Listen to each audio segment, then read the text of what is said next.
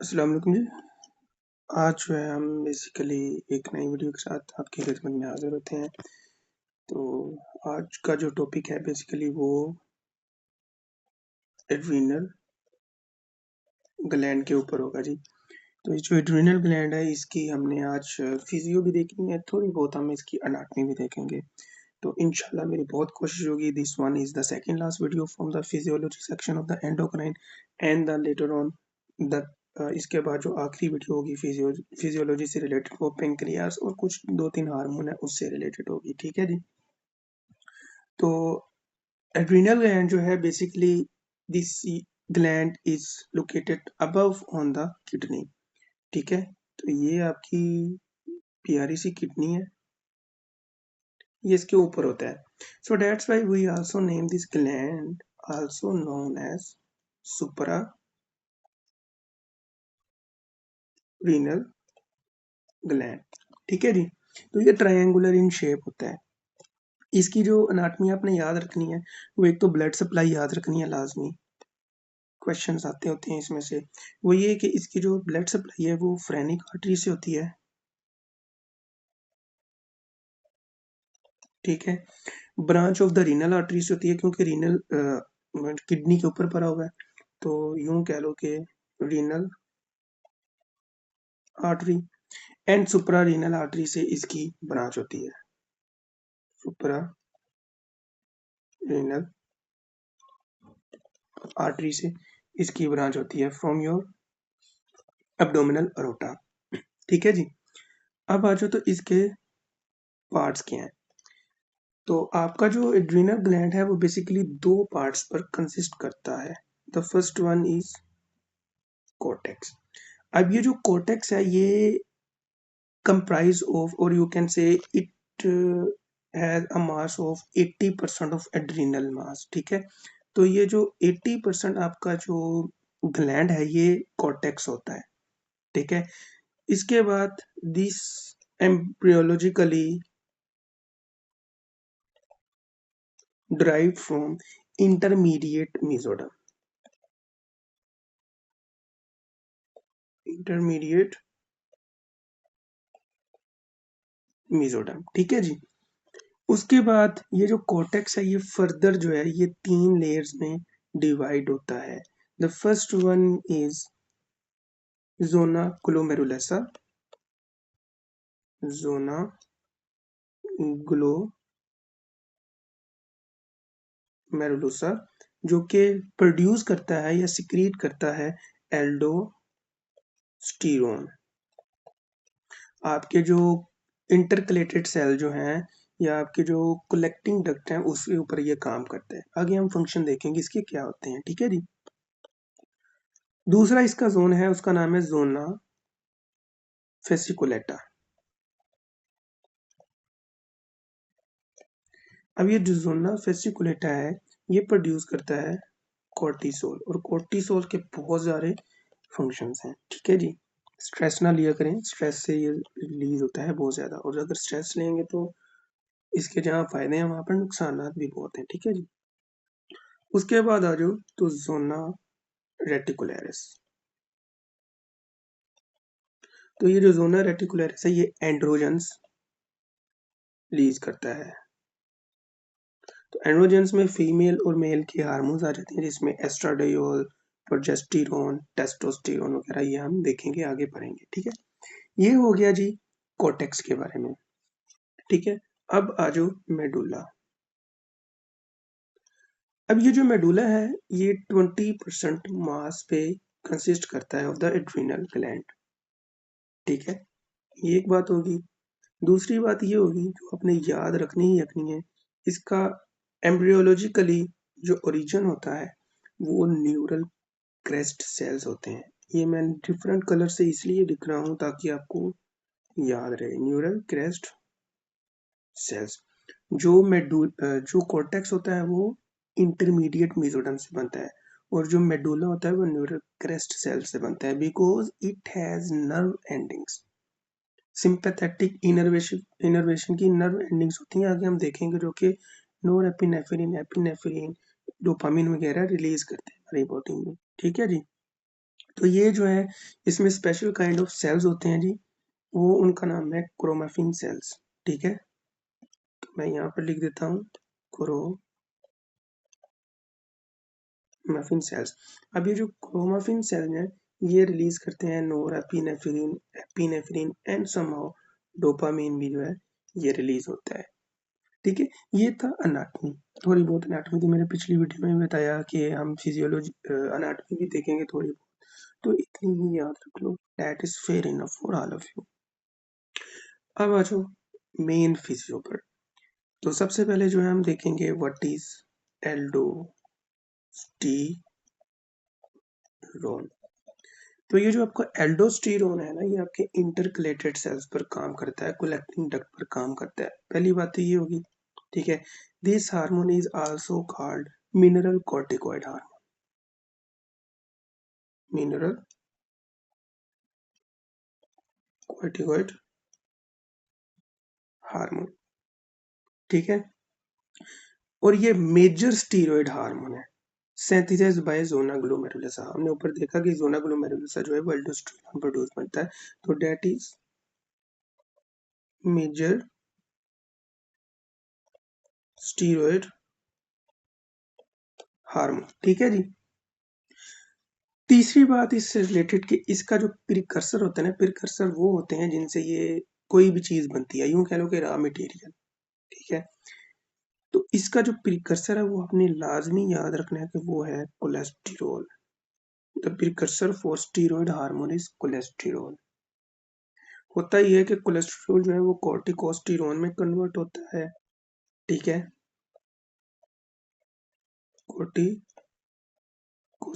में कन्वर्ट होता है, और उसके बाद जो है ये कॉर्टिकोस्टेरोन जो है ये एल्डोस्टेरोन में कन्वर्ट हो जाता है via enzyme called aldosterone synthetase. Aldosterone synthetase. ठीक है जी।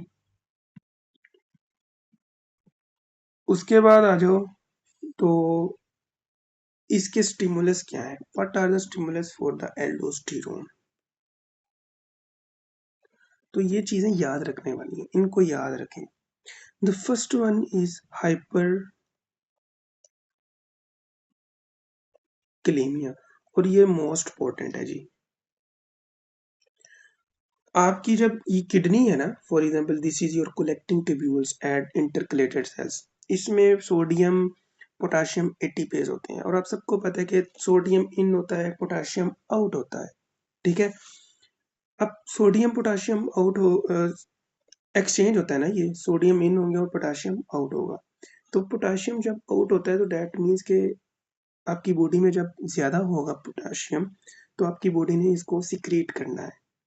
तो ये एल्डोस्टेरोन जो है इसके खास रिसेप्टर्स होते हैं, वो सोडियम पोटेशियम एटीपी पर जाकर एक्ट करते हैं, वो जो है इसको चेंज कर देते हैं, जिसकी वजह से सोडियम रिटेंशन ज्यादा होती है और पोटेशियम एक्सक्रीशन ज्यादा हो जाती है। तो इसका जो दूसरा फंक्शन है वो ये है, हाइपोटेंशन में ये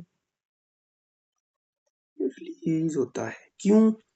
whenever your body sense hypotension aldosterone release होगा। अब जब aldosterone रिलीज होगा तो ये वहीं पर जाकर काम करेगा जहां पर इसने पोटाशियम के लिए काम किया था। ठीक है जी, तो जब पोटाशियम के लिए काम किया होगा तो दैट मीन्स कि पोटाशियम जो है वो रिलीज होगा ज्यादा, और उसके बदले में सोडियम की रिटेंशन होगी। ठीक है, तो बॉडी में सोडियम क्या हो जाएगा, ज्यादा। तो जहां पर सोडियम की रिटेंशन होगी वहां पर फ्लूइड की भी रिटेंशन होगी। तो फ्लूइड की रिटेंशन होगी तो डेट मीन्स कि आपका जो बीपी है वो इंक्रीज कर जाएगा, तो ये हाइपोटेंशन में इंक्रीज होता है। So that's why aldosterone is also called the hypertensive hormone. ठीक है, ये हो गया। उसके बाद आ जाओ तो एंजियोटेंसिन 2 के लिए भी रिलीज होता है। ठीक है, और उसके बाद लास्ट पर आ जाओ तो एसिडोसिस में। एसिडोसिस में आपके क्या होते हैं, आपके जो है वो हाइड्रोजन आयन ज्यादा होते हैं, तो आपके अल्फा इंटरकलेटेड सेल जो हैं उधर खास तौर पर चैनल्स होते हैं जो कि हाइड्रोजन आयन की एक्सक्रीशन करवाते हैं इनटू द यूरिन ल्यूमन। ठीक है, जो आपका जहाँ पर यूरिन कलेक्शन हो रही होती है। ठीक है, तो जब एल्डोस्टेरोन रिलीज होगा एसिडोसिस में, तो ये क्या करेगा कि हाइड्रोजन की एक्सक्रीशंस को बढ़ा देगा, तो that will leads to balance your pH. Functions क्या है, फंक्शन मैंने साथ साथ आपको बता दिए हैं, लेकिन फिर भी हम एक मरतबा देख लेते हैं कि what are the function for aldosterone. तो सबसे पहले जी, सोडियम रिटेंशन करवाता है in the principal cell of the collecting ducts and the collecting tubules. वही बात के हाइपोटेंशन होगा तो सोडियम रिटेंशन करवाएगा, सोडियम रिटेंशन होगी तो फ्लूइड जो है वो ज्यादा हो जाएगा, तो आपका जो बीपी है वो नॉर्मल हो जाएगा। ठीक है जी। Helps in the secretion of the potassium from the body via kidney. तो हाइपरकलीमिया में जो है, हाइपरकलीमिया में एल्डोस्टेरोन का काम ये है कि वो एक्सक्रीशन करवाता है पोटेशियम की फ्रॉम द बॉडी आउटसाइड विया किडनी। ठीक है। तो इसका तीसरा मेन फंक्शन ये है कि helps in the secretion of hydrogen from the excretion of potassium, excretion of hydrogen ions from the intercalated cells of the kidney। ठीक है। तो इस सब सिनेरियो में जब आपको पता लग जाए कि सोडियम रिटेंशन हो रही है, फ्लूइड की रिटेंशन भी साथ होगी, तो ये फिर बीपी को इंक्रीज करेगा। ठीक है। तो that's why this hormone is also known as hypertensive hormone. जो एल्डोस्टेरोन आपका हार्मोन है। ठीक है जी। ये था एल्डोस्टेरोन के बारे में। अब आ जाओ कोर्टिसोल के बारे में। तो जो कोर्टिसोल है ना जी, इसका दूसरा नाम है glucocorticoid hormone. This is also a steroid hormone and released from the zona fasciculata। ठीक है।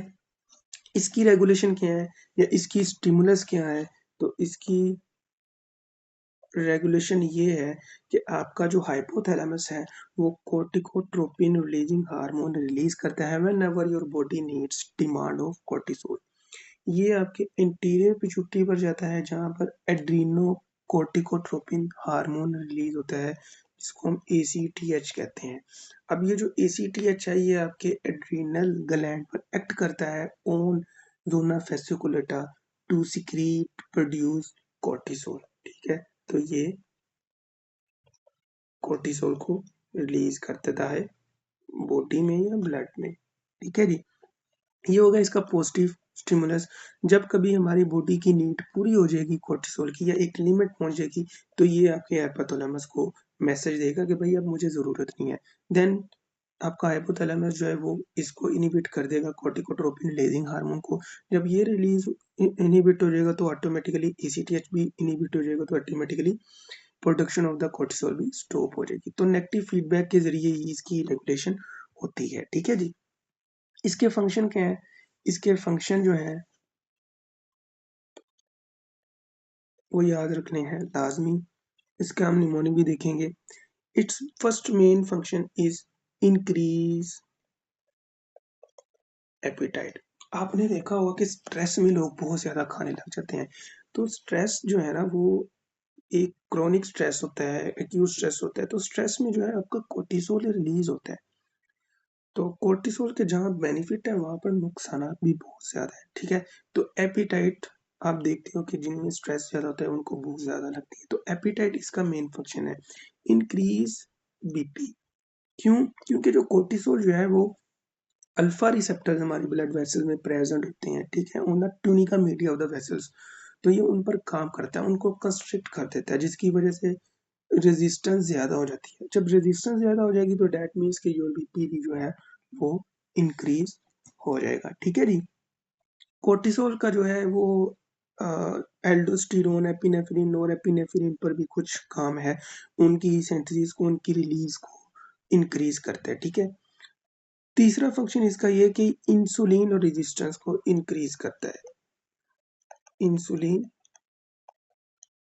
रेजिस्टेंस को, अगर इंसुलिन रेजिस्टेंस हो जाएगी तो क्या आपकी बॉडी में जो ग्लूकोज प्रेजेंट है, क्या वो कन्वर्ट उसको इंसुलिन मेटाबोलाइज कर पाएगा? नहीं कर पाएगा, तो that will lead to the hyperglycaemia. So that's why we name the cortisol. It is also a diabetogenic hormone. ठीक है, डायबेटोजेनिक हार्मोन. अब आप जब स्ट्रेस में होते हो तो आपको पता है कि आपको एनर्जी एक चाहिए होती है, स्ट्रेस आप फील कर रहे होते हो, ठीक है, तो आपकी ग्लूकोनियोजेनेसिस होती है. पिछली वीडियोस में भी मैंने बताया कि what is the meaning of gluconeogenesis. तो gluconeogenesis is a process in which glucose form from the very newly formed raw materials. तो अगर ग्लूकोनियोजेनेसिस भी हो रही है तो इसके साथ हमेशा याद रखिएगा कि लाइपोलाइसिस भी होगी, क्योंकि lipolysis give free fatty acid that are very very newly formed raw materials for the production of gluconeogenesis. ठीक है, ये फंक्शन हो गया. उसके बाद आ जाओ, तो फाइब्रोब्लास्ट एक्टिविटी को जो है वो डिक्रीज करता है. आपने बर्न्स के पेशेंट देखे होंगे जिनमें वाउंड हीलिंग नहीं होती, बहुत कम होती है. ठीक है, हमने डायबिटीज के पेशेंट में देखा होगा कि वाउंड हीलिंग बहुत कम होती है. देखो ना, कोर्टिसोल का क्या फंक्शन है. कोर्टिसोल तो भाई वो उनको ठीक नहीं होने देता. पहले इंसुलिन रेजिस्टेंस होगी, ग्लूकोज होगी, तो बैक्टीरिया को क्या मिल गया, ग्लूकोज मिल गया, इन्फेक्शन होने के चांसेस. ठीक है, कोर्टिसोल बीपी इंक्रीज कर रहा है. क्यों कर रहा है? क्योंकि वेजल कंस्ट्रिक्शन करवा रहा है. ठीक है, वेजल कंस्ट्रिक्शन करवाएगा तो जहां पर वाउंड को हमें ब्लड चाहिए, न्यूट्रिशन चाहिए, वो नहीं पहुंच पाएगा, तो that means there is a delayed wound healing. ये फैक्टर हो गया.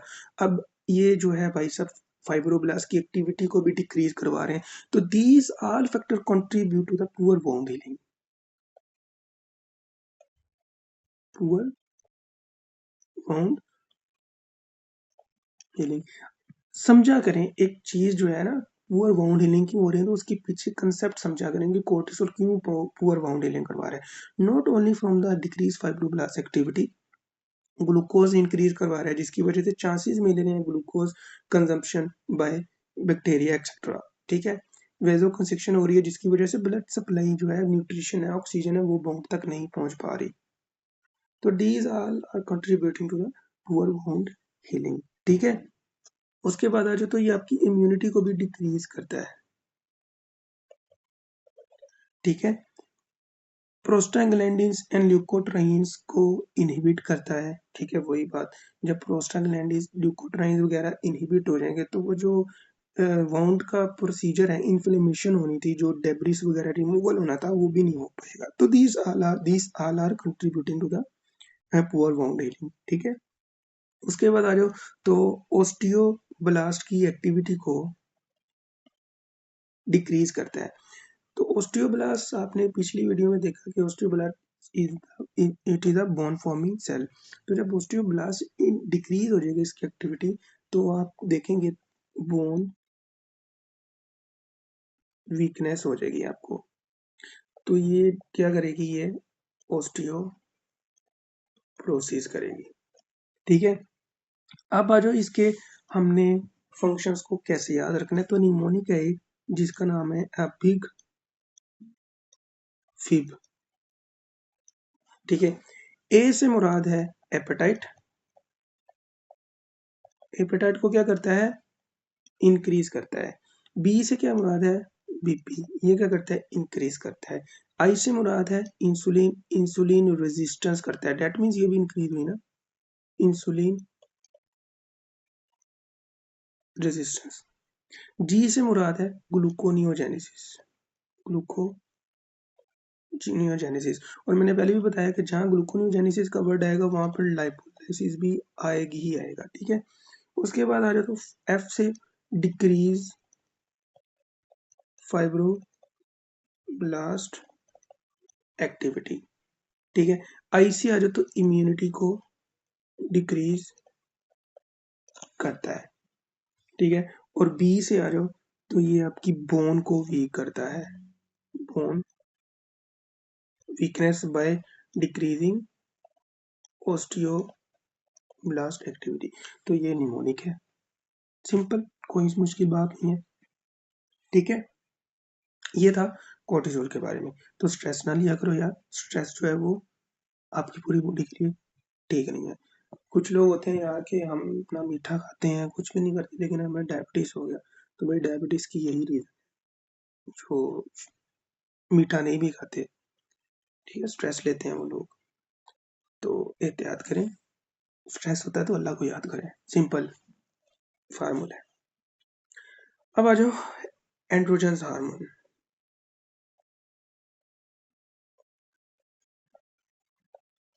मेरी कोशिश यही होती है कि आपको एक सिंपलेस्ट वे में, एक अच्छे वे में एक्सप्लेन करना, और मैं कर रहा हूँ। होप सो कि आप लोगों को भी समझ आ रही है, ठीक है। अब ये जो एंड्रोजन्स हैं ये सिक्रीट करते हैं, सिक्रीट कहाँ से होते हैं, ये जोना रेटिकुलरिस से होते हैं, सोना रेटिकुलरिस से ही सिक्रीट होते हैं। अब ये जो एंड्रोजन्स हैं ये मेल के लिए डिफरेंट है, फीमेल्स के लिए डिफरेंट है। तो सबसे पहले हम बात करते हैं मेल के लिए, जो है टेस्टोस्टेरोन।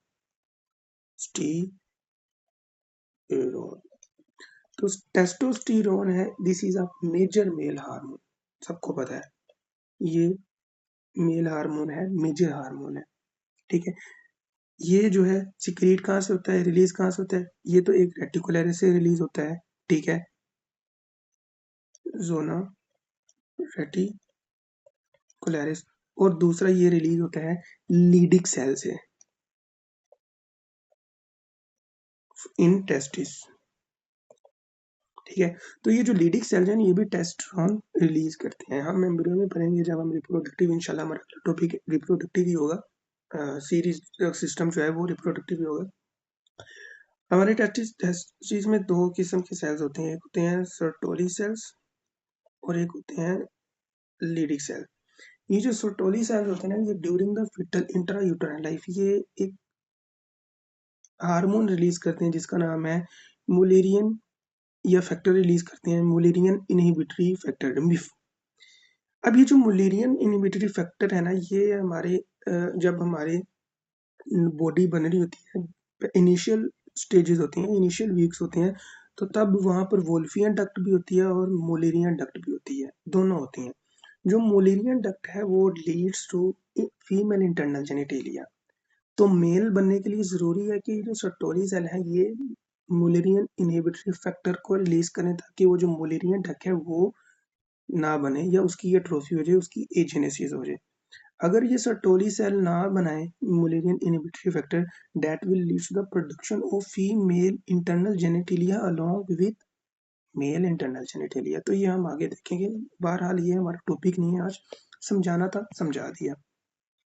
टेस्टोस्टेरोन पर आ जाओ, तो इसके फंक्शन क्या है जी। तो टेस्टोस्टेरोन जो है वो एनाबॉलिक हार्मोन है,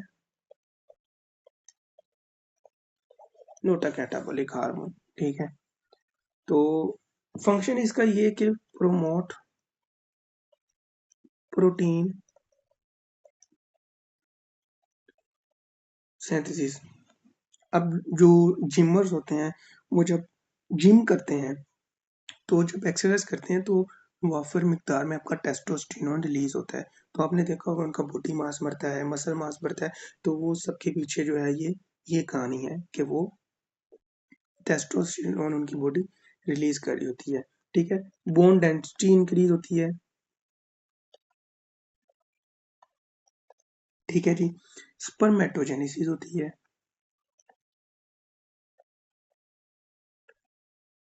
मेन फंक्शन हो गया, ठीक है। सेकेंडरी सेक्सुअल करेक्टर जिनमें आपकी जो voice, deepening of the voice हो जाती है, ठीक है। उसके बाद आ जाए तो growth of hair on face, growth of hair on face, ठीक है। Maturation of the male reproductive organs, ठीक है। And most important, why males have more blood RBCs than females, because of आपका जो टेस्टोस्टेरोन है ये एरिथ्रोपोइसिस को increase करता है,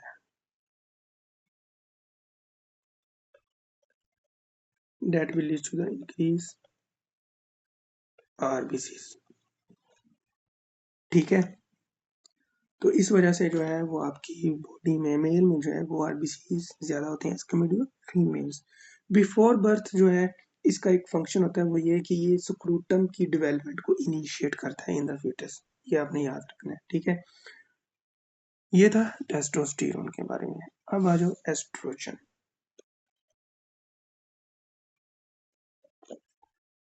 तो एस्ट्रोजन जो है basically major female steroid hormone है, ठीक है। ये भी एनाबॉलिक मेजर फीमेल हार्मोन है, ये भी एनाबॉलिक ही होता है, ठीक है। और ये प्रोड्यूस होता है जोना रेटिकुलरिस और ओवरीज में, ठीक है। दो इसकी साइड्स हैं, जोना रेटिकुलरिस एंड ओवरीज में, ठीक है जी। इसकी फॉर्म्स हैं, लाजमी याद रखो, ये लाजमी याद रखने की बातें हैं। What are the forms of estrogens? The first one is estrone, इसमें 1 आ रहा है, इसको हम E1 से रिप्रेजेंट करते हैं, ठीक है। दूसरी है एस्ट्राडायोल, डाई का मतलब 2, इसको हम 2 कहते हैं। और जो एस्ट्राडायोल है, this is most potent of all. तो ये याद रखना है कि which is most potent estrogen form. तो E2 E3 is most potent estrogen form. अब जो है एस्ट्रायोल, ट्राई का मतलब 3, तो इसको हम E3 से रिप्रेजेंट करते हैं। उसके बाद आ जाए तो एस्टेट्रोल, टेट्रा आ रहा है तो that means it is name as E4। तो ये जो एस्टेट्रोल है ना, ये predominantly produce by fetal liver during the pregnancy. तो ये जो है फीटल लीवर प्रोड्यूस करता है ड्यूरिंग प्रेगनेंसी, ठीक है जी। इसके फंक्शंस क्या हैं? इसके फंक्शन वैसे ही हैं जैसे टेस्टोस्टेरोन के हैं, लेकिन फीमेल में। फीमेल में क्या करता है? Development of the female sexual organs, ठीक है। ये एंडोमेट्रियम को थिक करता है, helps in the secondary sex characteristic like pubic hair को इंक्रीज करता है, ठीक है। वॉइस चेंज करता है, और मोस्ट इंपॉर्टेंट यहाँ पर यह है कि it increases the HDL and decreases the LDL. So that's why we can say the heart attack chances in women who are in her fertility period have less chances of getting heart attack than the men. तो यही reason होती है, ठीक है। Bone को strength करती है, ठीक है। ये हार्मोन जो है बोन की स्ट्रेंथ करता है बाय इनहिबिटिंग ओस्टियोक्लास्ट। तो जब इनहिबिट हो जाएगा ओस्टियोक्लास्ट, तो ओस्टियोब्लास्ट तो खुद ही बोन बनाने लग जाएगा, ठीक है। लुब्रिकेशन करवाता है बर्थ कैनाल की, और helps in the hypertrophy of the breast around the pregnancy and in lactating mothers, ठीक है जी। तो इसके और फंक्शन क्या थे? ये हाइपरट्रोफी करवाता है ब्रेस्ट की around the pregnancy and in lactating mother,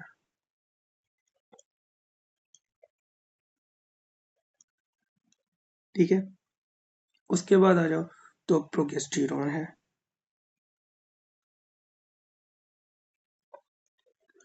अब ये जो प्रोगेस्टेरोन है, it is a sex steroid hormone female reproductive system, female reproductive system, ठीक है। ये सेंथिसाइज कौन करवाता है? सबसे पहले तो आपका जोना रेटिकुलरिस करवाता है, ठीक है। The second one is corpus luteum and the third one is placenta. कहते हैं कि इसके बारे में क्वेश्चन आता है कि which of the following hormone is the pregnancy maintenance hormone.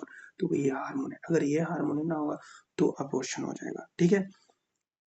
Corpus luteum तब तक सिक्रिएट करता है प्रोजेस्टेरोन ड्यूरिंग द प्रेगनेंसी, अगर प्रेगनेंसी हो जाती है, जब तक प्लेसेंटा नहीं बन जाता। जब प्लेसेंटा बन जाता है तो प्लेसेंटा जो है वो फिर रिलीज कर, प्लेसेंटा तो वैसे ही एक यूं कह लो कि पक्की मोहर हो जाती है कि अब तो ये एंडोमेट्रियम में आपका जो फीटस है वो कहीं नहीं जा रहा, ठीक है।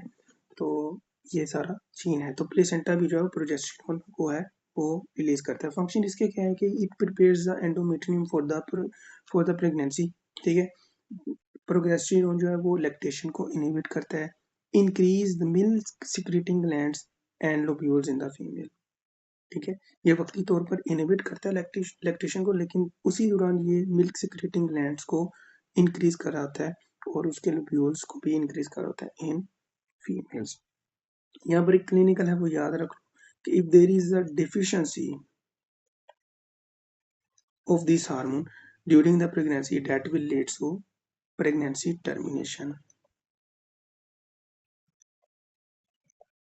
वो किसी भी तरह से हो सकती है, अबॉर्शन एक्सेट्रा वगैरह से, ठीक है। और इसका एक और फंक्शन है बहुत इंपॉर्टेंट है, वो ये है कि it also decrease the autoimmune response of a mother against a fetus. आपको पता है कि जब एक फीटस आपकी बॉडी में बनता है तो वो एज जब आपके फर्टिलाइजेशन होती है तो स्पर्म है वो बेसिकली बाहर से आया हुआ एक चीज होती है, तो वो आपकी बॉडी जो उसको एज ए एंटीजन डिटेक्ट करती है। तो ये जो प्रोजेस्टेरोन होता है उसको उस रिस्पॉन्स को डिक्रीज कर देता है, ठीक है। तो ऑटो इम्यून को जो है वो, तो वो जो स्पर्म है वो एक बाहर की चीज है, एंटीजन को आपकी बॉडी एंटीजन कंसीडर करती है। तो उसी स्पर्म ने जो फर्टिलाइज होना तो एम्ब्रियो बनाना है, फीटस बनाना है। तो ये जो प्रोजेस्टेरोन है ना ये आपके ऑटो इम्यून रिस्पॉन्स को डिक्रीज करता है अगेंस्ट द फीटस, ठीक है। तो ये इसका फंक्शन हो गया। और इसको यूट्रस यूट्राइन कॉन्ट्रैक्टिलिटी को भी डिक्रीज करता है, ठीक है जी। तो ये था एड्रीनल कोर्टेक्स से रिलेटेड हार्मोन, हमने सारे पढ़ लिए। अब थोड़ा सा रह गया है वो है एड्रीनल मेडुला, ठीक है। एड्रीनल मेडुला ऊपर हम पर किए हैं, ये 20% कंसिस्ट करता होता है, ठीक है। ये ओरिजिन एम्ब्रियोलॉजिकली कहाँ से डिराइव्ड होता है, न्यूरल क्रेस्ट सेल से, because it contains innervation from sympathetic nervous system,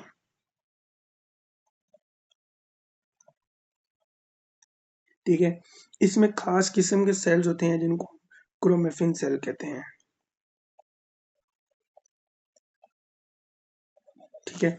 अब ये जो क्रोमेफिन सेल जो है ये बनाते हैं कैटकोलामाइन, ठीक है।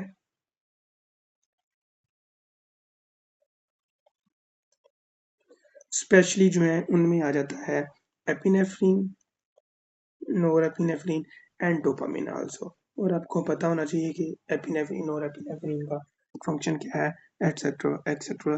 तो ये थी जी आज की वीडियो एड्रीनल ग्लैंड के ऊपर।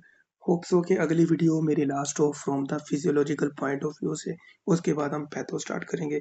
और मेरी कोशिश यही है कि जितना जल्दी हो सके मैं इस सिस्टम को कवर कर लूँ, और इंशाल्लाह बहुत जल्द हम इसको कवर कर लेंगे। मुझे दीजिए इजाज़त, नेक्स्ट वीडियो तक के लिए अपनी दुआओं में हमेशा याद रखें। जज़ाकल्लाह, अल्लाह हाफिज़।